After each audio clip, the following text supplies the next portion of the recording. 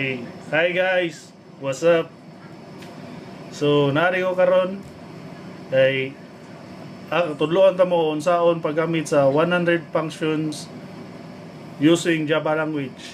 So first, akong gigamit kay ni open ko compiler na GDB kay mas goods man niya, mas dali ra pod. So first mo buhat ka sa file name ug dapat ang public class ug ang file name pareha para good siya, way problema. So magsugot ta sa number 1. So ang number 1 kay adds to integers. Di ang kani siyang public static and mo na siya access modifier. So ang kani siyang add mo na siya functions na method name. Di ang kani siya nasuot sa bracket yung int a o int b mo na siya mga parameters or variables. Dayon kani siyang nasa open, kung dapat na kay open bracket, so nasa kay close bracket. So kaning return a plus b mo na siya mga return statement. So proceed as number 2. So subtract two integers. So atong ilisan lang na ang atong arithmetic na to sa there is number 1 plus man ta. So ilisan na mo subtract. So mao gyapon int a, int b. So, imo ray minus. So, number 3. Multiplies two doubles. So, dapat ang ato ang access modifier na to, ang kalainan dili na end gamit, i-double naman. So, mo na siya, ang ato ang kuan, ilisan lang itong double, then multiply, para magawas to siya. So, kani kaupat, divides two doubles. So, mao lang yapon. Ang ato ra ilisa na to, ang kanilang ato ang method name lang. So divide. So gets ra. Sige, padayon ta sa number 5. So gets the remainder of two integers. So ang atong gamit ra kay int na. Dili na double kay remainder naman. Di kani siya ang tawag ani sa return a o kaning nahugog number sign o sa return tawag ani siya muna siya modulo. Di man niya muna modulo ha. Bantay ito kung tanon mo balik ha. So number 6. Return the square root of an integer.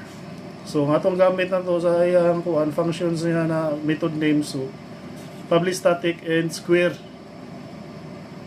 Square na. Kaya nagkuhan to sa integers. So number 7. Return the cube of an integers. So ang ato ang gamiton kay int cube, then int a, then return a, dayon divide a. So kani siya kaning tawag di mo kani sa kani semicolon mo ni siya kuan terminator. Dili ato salida ng mga ngungo na ilinilya na mo ni siya kung di ka mo gamit og terminator mubalid siya. Sige, padayon ta sa number 8. Converts float to int. So, itong gamiton kay float to int. Float to int na. So, magsugod na tayo sa float f, the return int of f. So, padayon ta number 9. Converts int to float. So, itong kuhaan kay int to float. So, dali na kayo sanan. Mora na itong ilisan. Kung unsa kaya itong i-convert dia, mao sa itong ilisan diri sa ato ang modifier o ato ang functions name. So diri ta sa number 11. Okay, number 11. Return the sum of three integers. So ang atong gamit karon kay int gapon, so add 3 ta. So int a, int b, then int c. So di na to kalimtan na to ang return a plus b plus c. Dayon terminator. So there is number 12. Return the average of two doubles. So atong gamiton dili na int, so double average ta. So dili na int, so double a, double b, then return ta a plus b. Dayon padayon sa number 13. Concatenates two strings. So pero liso-liso ni siya gamay. So atong gamit dili na double, di sa din. So string na. Dayon imong kuha na sa imong modifier kay public static string sa imong imong kuha kay joint na. The string A, string B. So, there is 14 convert string to uppercase. So, atong gamit ito ni public static string so uppercase para mo. So, string A's return is to uppercase, then close bracket, then module kanang terminator. So, number 15, convert string to a lowercase. So, itong gamiton kay string lowercase. And number 16, return the length of a string. So, itong gamiton dili na string. So, int na ta. Kay paon man itong length. So, public static int, then length, then diri na string. Number 17, return a specific character from string. So nga to dili na int, dili string, so na character na. Di yun nga to ang kuan kay get char. The string is int then I. So return the cart at dayon padayon das 18. Combine 3 strings. Pangamiton kay public static string join 3. The number 19, add 2 floats. So, atong gamiton, public static float, add float, float A, dayon float B. Number 20, multiplies int and float. So, public static float, multiply int float. So, int B, then float B. Kuwara, nasundan ako ninyo. So, 21, subtract 2 doubles. So, atong gamit na ito, public static double, subtract double, double A, then double B. So, kuwara. So, number 22, divides 2 integers. So, number 22, divides 2 integers. So, atong gamiton kay public static int, divide int, int A, and int B. Then return. Number 23, return half of a double. So, itong gamiton, public static, double half, double A, then return A. 24, doubles the value of an integers. So, itong gamiton, public static int. So, ang ato ang method name gamiton na kay double value, the int A. 25, triples the value of an integers. So, public static int gapon, di ato ang method name, so triple value. Kuwara. So, number 26, converts a char to int. So, ang atong kuwara na itong ilisa na kanarang ang atong method name, char to int. Char C. So, mara na. Number 27, converts int to char. So, public static char, int to char, int n. Number 28, check if number is positive, true or false. So, nanatas boolean. So, dali na kayo ng boolean, true or false na. So, atong gamiton kay public static boolean is positive, int A. So, true or false na. So, dali na kayo ng pag-encode na. Practice gamay sa inyo ha, kay mag-coding nga nga, wala yung problema. Mura na sa grade 1 suwat kag ABCD. So, darita sa number 29, padayon ta. Kaya taas pa ba yan eh. So, 29, checks if number is negative. So, true or false gapon. So, less than 0 if less than 0. So, gamitan na to, public static boolean, it's negative. So, number 30, checks if number is even. So, atong gamiton padayon yung putas boolean. Ilisan na nato gapon ng method name is even, the int A. Number 31, if number is odd. Public static int add is add, int A. So, number 32, converts to character as string.